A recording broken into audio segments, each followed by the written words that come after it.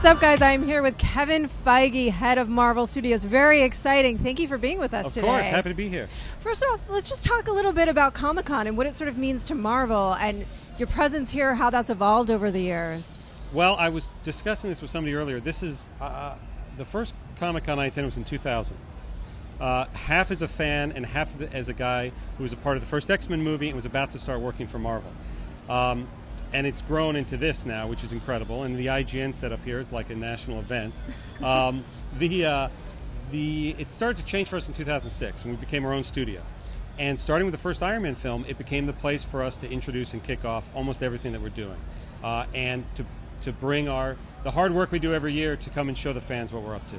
You know, the S.H.I.E.L.D. pilot screened yesterday, which was very exciting. I didn't get to see it. Some people did. But it got a tremendously positive response.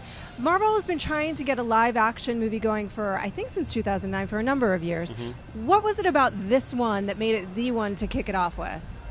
Look, we're not going to be able to do the level of spectacle and the level of effects on television that we do in the movies. So it was always trying to figure out the best way to bring Marvel to the small screen without feeling like we were cheaping out or giving people an experience that wasn't equal to the movie experience. And Clark Gregg is so amazing, and we've established S.H.I.E.L.D. now in all of our movies that the audience, I think, was ready to see what do those guys do when they're not with the Avengers. Yeah. And when you have Joss Whedon telling that version of the story, you're in pretty good hands. Yeah, Joss Whedon sort of indicated that it may foreshadow things that are happening in the cinematic universe, call back to other things. How early might we start to see that happen in the series? Well, I think you'll see it in the pilot, but the just as I always say, each of our movies has to stand alone as their own movies and then connect to everything else. That's what Joss wants for this show. The show very much is going to stand on its own, create its own mythology, and occasionally check in and acknowledge, yes, we're in the shared Marvel Cinematic Universe. How do you keep track of it all? Because, these are it's getting more and more complex all the time, the integration of all of these characters. I just picture you with a big Tony Stark-like hologram kind of moving things around, but what's the process? It's like a hologram, but it's a piece of paper and a couple pencils. It's the development process, and we have a close-knit, small team that works with our writers, with our filmmakers, to just keep it all in check. And again, it all spins out of what story do we want to tell in whatever movie's up next. And it's the icing, the connectivity. Well, what's interesting, too, is to see that the movies are starting to get more and more fantastical as we go along. Yes. But what's really cool is that the characters themselves, Tony Stark, Cap, and certainly it's seemingly the whole population in S.H.I.E.L.D. is reconciling themselves to these otherworldly entities, Sure, right? Sure. Is that conscious as a way to kind of help the audience along as well? They do it through the characters? Absolutely right. That's just a great narrative technique, to have somebody experience something for the first time for the audience to follow along with. And we always wanted to be able to expand upon everything that has been happening in our books for decades and decades. And cosmic stories, outer space stories is a big part of Marvel over the years. So slowly easing the audience into that as we ease the characters into that. And Tony Stark, who is as grounded and real a human being as exists, and flawed a human being as exists, taking him and sort of following his journey up to the point that he goes through a portal, sees aliens, sees spaceships, sees the other side of the universe, comes back, and then in Iron Man 3, as we saw, is sort of having mental issues dealing with that. Yeah, I know. The other interesting thing to kind of track as a fan is the mixture of the casting. You've got pedigree like Robert Redford and Glenn Close mixed with St. Pierre and Batista, these fighters. Yeah. Is that just the right actor for the right role, or is that just 100%. to kind of keep it interesting? Well, hopefully it's interesting, but it is only about the right actor for the right role. And sometimes it's Robert Redford who needs no introductions, and sometimes it's Dave Bautista who auditioned his ass off and earned that part because of his acting ability.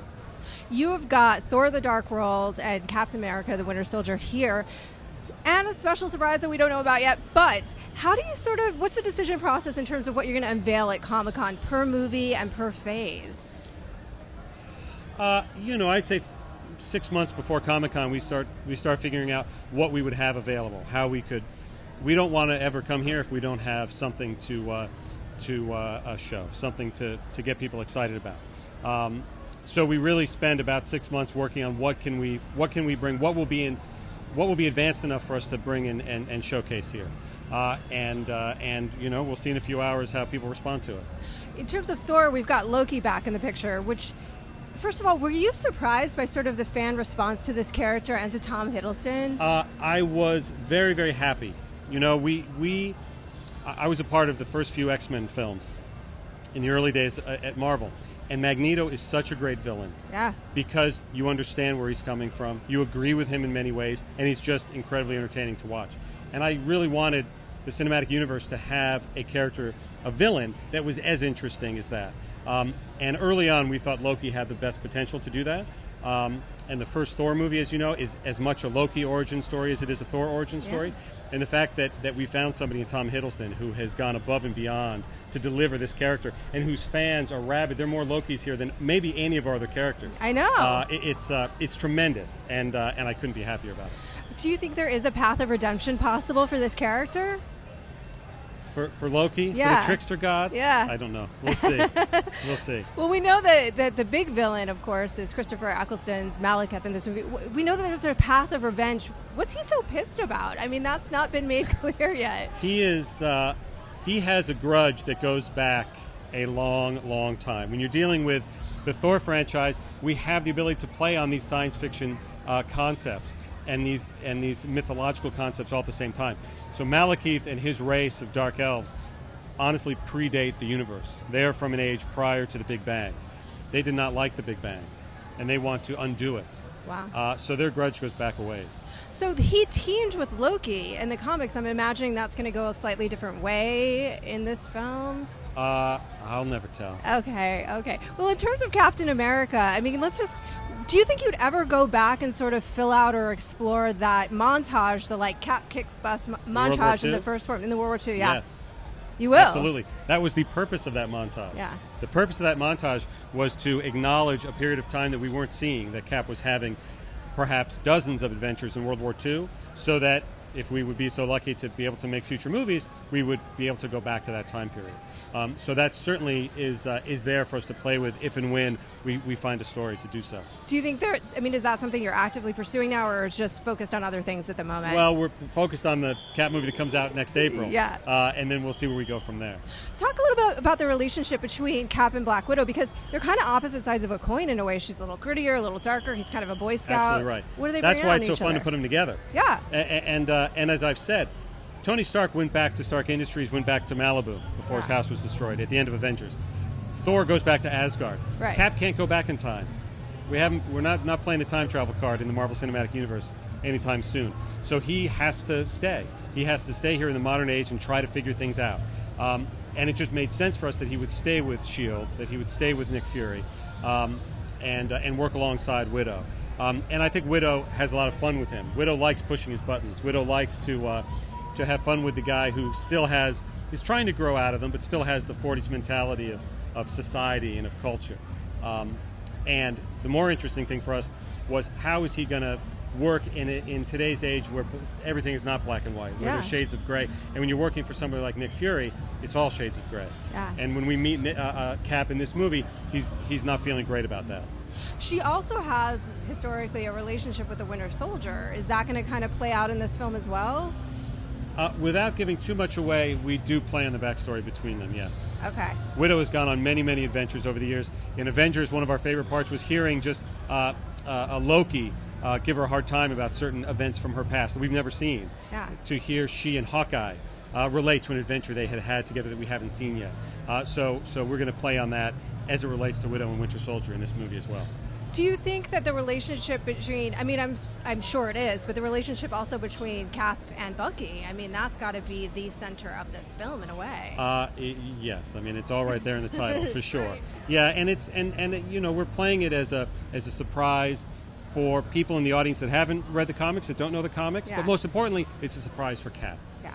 And it's about the ramifications it has on his psyche and on his ability to, just as he thinks he's maybe assimilating into the modern world, this thing from the past comes back. Do you think that any of her storylines it seems so rich to me, especially as established, well, it's rich in general, but especially as established in the Avengers. Would that ever weave its way into S.H.I.E.L.D., or is that not possible? Into S.H.I.E.L.D., the TV show? Yeah. It's going to weave its way into other places first. Okay. But you certainly hear of her in the show. Okay. Let's talk about the directorial choices, because I find that very interesting. You know, you've got for Cap these two directors who are known for more comedic work, and then, of course, Alan Taylor is a little bit darker, grittier dramas is what he's worked on. Is that indicative of the tone of these two films? Not necessarily. I mean, I wouldn't say that any more than I would say the tone of Elf was indicative of what Favreau would bring to the tone of Iron Man necessarily. Yeah, I guess there's a slight level of irreverence that people didn't quite expect from the superhero genre at that point. But I've always found that you are rewarded when you hire people that are incredibly clever and incredibly intelligent and incredibly skillful, regardless of what they've done before. I don't want to hire directors who have done a great big blockbuster movie before to do a great big blockbuster movie for us. I want to hire filmmakers that I believe have it in them to make a great big blockbuster in a way that nobody else has before. And certainly that's proven the case with both Alan Taylor and Joe and Anthony Russo. Can you talk about what the tone, I mean, sort of in the first Cap, I mean, there was a mixed tone to it. There really was. There was a lot of fun and a lot of play in it. What can we expect from this one? Well, I think you can always expect a lot of fun and a lot of play from all of our movies. That's what entertains us, and I really strongly believe that's what entertains the audience and allows the audience to then go darker with you, go to a more serious tone with you, which all of our movies, particularly those two coming up, have. But if you're not laughing, if you're not having a good time as you go to those highs and lows, you don't reach the peaks of either. So we certainly are continuing that, while at the same time getting into much more serious places, perhaps, in those two movies than we've taken other films. Because you said that's always counterbalanced with the humor.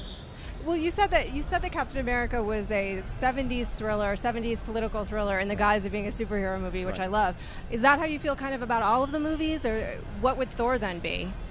I believe that we always try to say, what genre of film are we making? We never sit down and go, we're making a comic book film. We sit down and say, what Thor story do we want to tell? What Cap story do we want to tell? And it usually always ends up fitting into a pre-existing genre, which helps us helps us in the development process as we think about it. The first Captain America movie, rah-rah, propaganda, World War II, 40s-inspired movie. Yeah.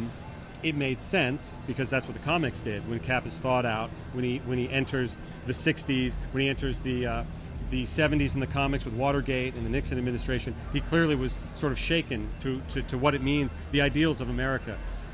Is it about following the orders of whoever's currently in charge, or is it a grander idea for what the founding of the country means? And then Ed Brubaker's amazing Captain America run continued that and took it to more of a thriller element. And we just love that, and we had never made a political thriller before, so it entertained us to take one of our heroes and put them into a new genre, while at the same time having all the action and spectacle of a Marvel movie. So in terms of Thor, I mean, you've got this, you're switching it up. She's now the one fish out of the water. That's We're right. in Asgard. That's right. Dad doesn't like her. That's right. So what's the kind of genre that you're working on? Is this just straight up sci-fi superhero? No, I wouldn't say straight up sci-fi, but it is again playing on that fantasy, the wish fulfillment, the fantasy of the other worlds of Thor, of which we explore a number in this new movie, and taking advantage of the source material, allowing it to be very, very different than any of our other movies or any other comic book movies that are out there, and embracing more of the source material. We think audiences are ready to go further with us into Asgard, into the other 9 realms, into the mythology of Odin and Odin's family and Odin's father, which is how we're taking this next movie. Yeah, and it looks like that family drama. I mean, the family drama is obviously playing out against the larger dramas of maybe the end of the world, which is kind of interesting. But is it going to be just the interesting thing to me so much about Thor is the brother relationship between he and Loki? Are we going to find that at the center of this film? Yes. Yes, you are. Yes, you are. And that's all you'll say for now. Teasing some more things, I imagine, later at the panel. Perhaps. I will look forward. I really can't wait. Be there with bells on. Thank you so much. I love you, David Lynch earrings. Oh, thank you. I love them too. They were a gift. Thanks so much for Thank joining you. us Pleasure. today. Thanks so much. And for all things IGN, Comic-Con, keep it locked to IGN.